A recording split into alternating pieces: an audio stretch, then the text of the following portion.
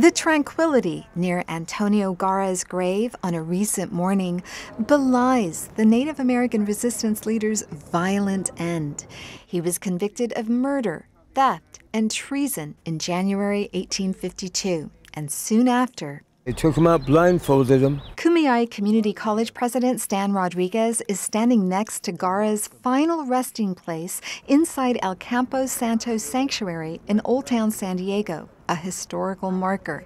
He describes what came next. They walked him up the street to this freshly dug grave, had him go on his knees.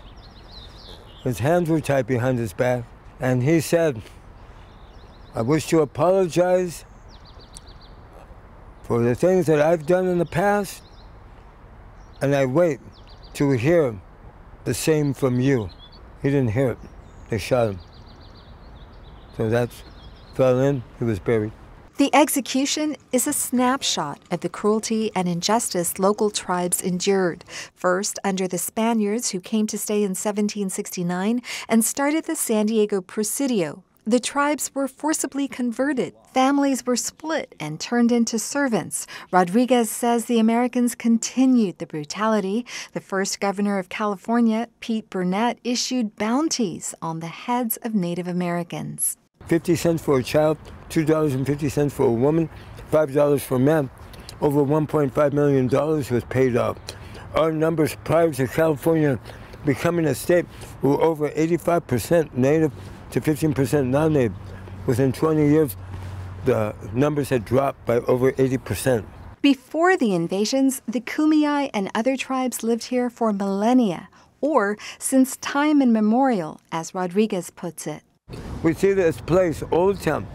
No, but very few people realize there was a very large Kumeyaay village here. And there were communities all through San Diego, all through the Bay, all around on the Silver Strand, Coronado, National City, and downtown. He says men, women, and children in the villages rose before the sun. They'd make tule boats to fish.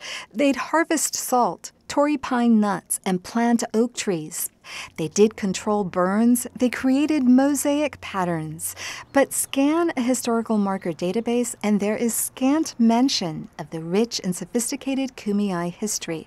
The database is assembled by the public and has 375 entries for San Diego County. Crowdsourcing and those kinds of sites are a really good reflection of American culture and how we look at cultures. San Diego historian and archaeologist Richard Carricos says academia is working to correct the perception that history begins when the Europeans arrived. The database does include markers for an old Kumeyaay natural kitchen, pictographs, and an ancient Kumeyaay village, Ponhay, but it omits the tribe's at least 4,000-year-old history in what is today called the Ramona Grasslands Preserve.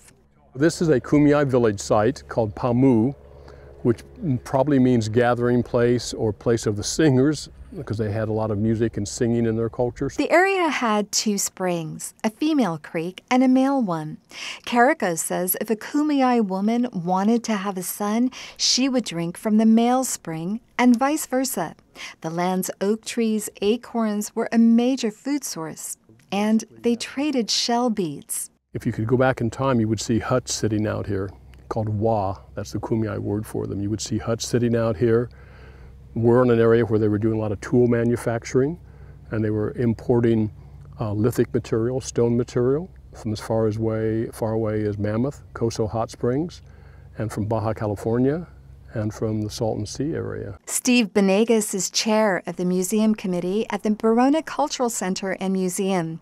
He says leaving out whole histories of ethnic groups, whether in databases or classrooms, robs people of knowledge and understanding of who we are collectively as human beings. They're missing a big chunk of humanity, a big chunk of spirituality, big chunk of time. He adds the omissions not only doom us to repeat history, but keep us in the dark about who and what remains. A sign in the museum is a reminder of that message. It says of the Kumeyaay, quote, "We're still here." Amita Sharma, KPBS News.